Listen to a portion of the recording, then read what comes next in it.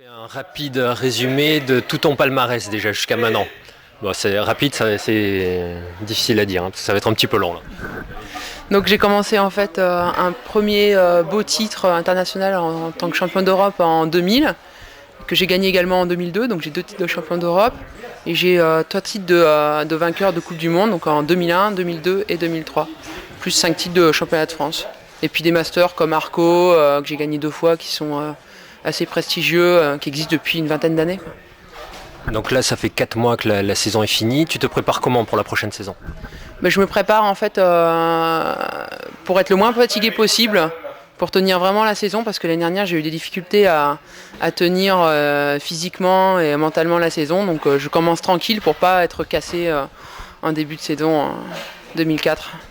Et c'est un entraînement indoor ou Bah, c'est pas évident de s'entraîner dehors parce que c'est vrai qu'il fait pas super beau, on n'a pas eu un hiver dément, donc je m'entraîne quand même essentiellement à l'intérieur.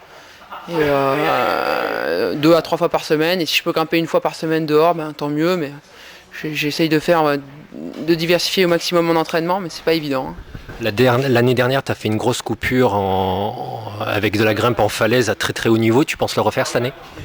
Bah, l'année dernière j'avais fait ça parce que je m'étais entraîné énormément pour deux objectifs qui n'ont pas fonctionné, et j'ai pas réussi à les gagner, j'ai eu une petite contre-perf, ça s'est mal passé, donc en fait je m'ai mis toute mon énergie, tout mon entraînement, je l'ai mis sur une dizaine de voies dehors, et c'est vrai que j'étais tellement motivé pour enchaîner ces voies que ça a été assez vite, et si ça peut être refait cette année, moi j'aimerais bien vraiment m'investir encore plus en falaise, et c'est mon but sur le long terme d'être de plus en plus dehors, hein. Et tes conseils à un minot de 10-12 ans là, qui commence, qui participe à son club dans les petites compètes locales et qui bien sûr rêve de devenir comme toi, allez, quelques petits conseils. En fait, premièrement, je pense qu'il faut vraiment grimper pour soi et se faire plaisir, essayer de diversifier les supports, aller un maximum changer de falaise, changer d'endroit, grimper avec des gens différents, et puis vraiment essayer de suivre sa motivation et d'être soi-même. Je pense que c'est la base de la réussite. Et un premier titre en 2000, t'avais commencé quand? J'ai pas su. Le premier titre était en 2000.